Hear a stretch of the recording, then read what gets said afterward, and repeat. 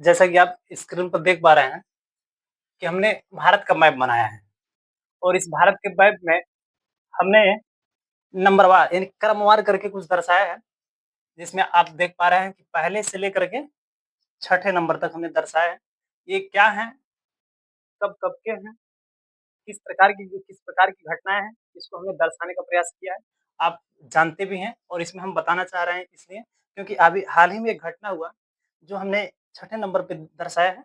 इसको हम इस तरह क्रम से बताने जा रहे हैं, ध्यान दीजिएगा आप सभी लोग। ये किसकी शैतानियत है, किसने इस काम को बिगाड़ा है बार-बार। पहला, पहले नंबर पे हमने लिखा उड़ी हमला। उड़ी हमला 18 सितंबर 2016 को घटती है।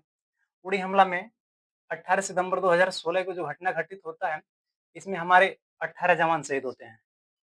18 जवान शहीद होते हैं। इसके ज़िम्मेदार कौन? पाकिस्तान। 18 जवानों की शहादत का ज़िम्मेदार कौन होता है? पाकिस्तान। दूसरे नंबर पे पठानकोट। दूसरा हमला क्या है? पठानकोट। 2 जनवरी 2016 को घटित हुआ। 2 जनवरी 2016 को घटित होता है, जिसमें 7 सुरक्षाकर्मी शहीद हुए। जिसमें 7 सुरक्षाकर्मी शहीद हुए। इसके ज़िम्मेदार कौन? पाकिस्तान। आप देखते रहिए कैसे क्रम बढ़ रहा है। तीसरे नंबर पर ये गुरदासपुर हमला। गुरदासपुर हमला कब होता है? 27 जुलाई 2015। 27 जुलाई 2015 एक थाने पर हमला किया जाता है, जिसमें 4 जवान और 3 नागरिक यानी 4 सुरक्षाकर्मी हैं इसमें और 3 नागरिक शहीद होते हैं। इसका ज़िम्मेदार कौन? पाकिस्तान। अमरनाथ हमला। अमरनाथ हमला जैसा कि आप सभी लोग जानते हैं कि हमारे भारतवर्ष में भारत के अनेक तीर्थ स्थल हैं, उन्हीं तीर्थ स्थलों में से अमरनाथ है। अमरनाथ यात्रा पे लोग जाते हैं, इसके लिए भली-भाँति अपनी रजिस्ट्रेशन करवाते हैं, उसके बाद इस यात्रा पर जाते हैं और इस यात्रा के दौरान हमारे श्रद्धालु जब निकल रहे थे, जब जा रहे थे, तो इसमें अनंतनाग में हमला किया जाता है। अनंतनाग में जब हमला किया जाता है, तो हमारे 7 श्रद्धालु शहीद होते हैं। 7 की मौत होती है, निर्मम हत्या कर दी जाती है, जिसमें अमरनाथ यात्रा हमला में होता कब है?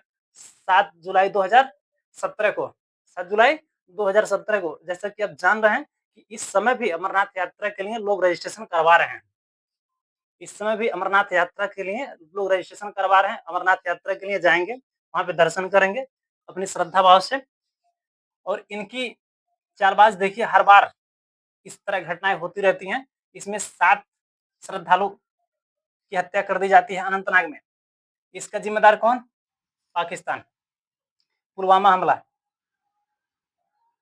पुलवामा हमला जो जहाँ इंसानियत को पूरे शर्मसार कर दिया था। पूरा देश आक्रोश में था उस समय। पुलवामा हमला जब होता है 14 फरवरी 2019 को। 14 फरवरी 2019 को जब हमला हुआ इसमें सीआरपीएफ के 40 जवान शहीद होते हैं। 40 जवान जब शहीद होते हैं तो फिर पूरे देश में मातम छा जाता है। इसका ज़िम्मेदार कौन? पाकिस्तान। अब देखिए किस तरह क्रम बढ़ता जा रहा है, ये बहुत बड़े-बड़े हमले हैं। अब इस तरह जब पुलवामा हमला हुआ 14 फरवरी 2019 को, तभी 14 फरवरी 2019 को हमला होने के बाद क्या होता है, कि हमारे सीआरपीएफ के 40 जवान शहीद होते हैं और उस शहादत में बड़ी निर्मम हत्या हो जाती है उन सभी की। अगला नंबर 6 हमने नोट किया है। नंबर 6 पे हमने नोट किया पहलगाँव हमला। पहलगाँव हमला आप सभी लोग जान रहे हैं, न्यूज़ समाचारों में, सोशल मीडिया के माध्यम से, अखबारों के माध्यम से आप जान रहे हैं कि 22 अप्रैल 2025 को ये हमला किया गया, आतंकवादियों के द्वारा। कब किया गया? 22 अप्रैल 2025 पहलगाँव ये जो स्थान है बता नाम दे रहा है पहलगाँव हमला जो हो रहा है, पहलगाँव जम्मू कश्मीर में एक स्थान है, जो मिनी स्विट्ज़रलैंड के नाम से जाना जाता है। मिनी स्विट्ज़रलैंड के नाम से जाना जाता है। उस स्थान पे हमारे पर्यटक बहुत अधिक से अधिक मात्रा में निकलते हैं पर्यटन के लिए और ये भी बताएँ आप सभी को इसमें जम्मू कश्मीर भारतवर्ष के लिए जन्नत है। भारतवर्ष के लिए जन्नत है। यहाँ अनेक लोग घूमने के लिए पर्यटन स्थल के रूप में जाते हैं। यहाँ पे इस तरह हमला किया गया, पहलगाँव हमला में 22 अप्रैल 2025 को इस हमला में हमारे 26 नागरिक शहीद हुए हैं। इस 26 नागरिकों में आपको बता दें कि 2 नागरिक विदेश के हैं। 2 नागरिक कहाँ के हैं? विदेश के। अब ये नहीं समझ में आता है कि जहाँ हमारी सरकार ये बात करती है जब टूरिज़्म बढ़ावा की बात करती है, तो किस हिसाब से टूरिज़्म को बढ़ावा दिया जाए? गए तो थे टूरिस्ट के लिए, क्या व्यवस्था, क्या सुरक्षा है? जिसमें 26 लोगों की शहादत हो गई और इसमें 2 नागरिक क्या हैं विदेश के। किस हिसाब से दूसरे देश के लोग अपने देश में आएँगे पर्यटन के लिए? यदि आप लोग जानते हैं कि पर्यटक यदि आते हैं आपके देश में, तो पर्यटक से हमारी इनकम बढ़ती है, अर्थव्यवस्था मजबूत होती है कहीं न कहीं।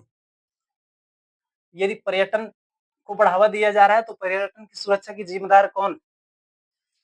सबसे सोचने की बात है, जब पर्यटन का बढ़ावा दिया जा रहा है, तो पर्यटन की सुरक्षा की ज़िम्मेदारी कौन लेगा? आखिर ये लोग कैसे आ जाते हैं? विदेशी लोग, बाहरी लोग, आतंकवादी लोग, आक्रमणकारी लोग, भारत में प्रवेश करने का इनके लिए रास्ता कैसे निकलता है?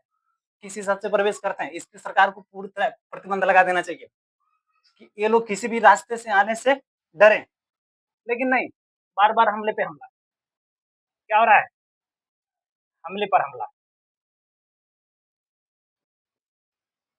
और एक नहीं, कइयों होते हैं। छोटी की तो गणना मत कीजिए, ये बड़ी-बड़ी हमला है, जिसमें 25 लोग, 30 लोग, 28 लोग, 40 लोग शहीद हुए हैं। अभी छोटे-छोटे को गिनेंगे तो आप जगह नहीं बचेगा लिखने के लिए। तो मुझे ये नहीं समझ में आता है कि व्यवस्था क्या की जा रही है? किस हिसाब की व्यवस्था है, किस प्रकार की व्यवस्था है? एक हुआ तो चलो हो गया, दूसरा हुआ, तीसरा हुआ, बार-बार होता चला जा रहा है। इस तरह ये हमला पूरे भारतवर्ष को झकझोर के रख दिया है, शर्मसार करने वाली हमला है और हमला का जब ज़रिया आप जानेंगे तो हैरान हो जाएँगे।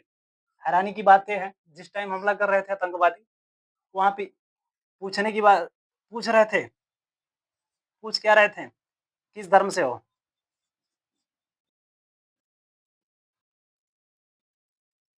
किस धर्म से हो? जब व्यक्ति कह रहा है कलमा पढ़ो, कलमा पढ़ने के लिए कह रहा है तो इसका मतलब क्या? क्या जानना चाहता है वो? आप समझ सकते हैं? वो जानना चाहता है कोई हिंदू हो या मुसलमान। अब समझ में नहीं आता है, चाहिए क्या इन लोगों को? तेरे हिंदुओं की हत्या, इस तरह धर्म को देख करके निर्मम हत्याएँ की गई, जिन हत्या में 26 लोग शहीद हुए, 26 लोगों की हत्या कर दी जाती है। अब इसका स्टार्टिंग क्या है? सबका ज़रिया एक, जहाँ भी जाओ हत्या कर दो। अब इसका मास्टरमाइंड लश्कर-ए-तैयबा। लश्कर-ए-तैयबा ये कहाँ का संगठन है? पाकिस्तान का। तो फिर ज़िम्मेदार कौन? पाकिस्तान। लश्कर-ए-तैयबा का डिप्टी चीफ सैफुल्लाह खालिद, नाम देखिए, सैफुल्लाह खालिद, जो हाफ़िज़ का रिश्तेदार है। हाफ़िज़ का क्या है? रिश्तेदार, करीबी का मतलब रिश्तेदारी है समझ लीजिए। इन दोनों की आपस की रिश्तेदारी है और इसमें कुल आतंकी कितने आए? 6। अब इन 6 आतंकवादियों में 2 क्या थे?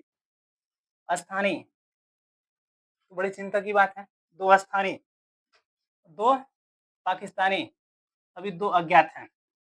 इसमें 3 का स्क्रैच किया गया, स्क्रैच जारी है।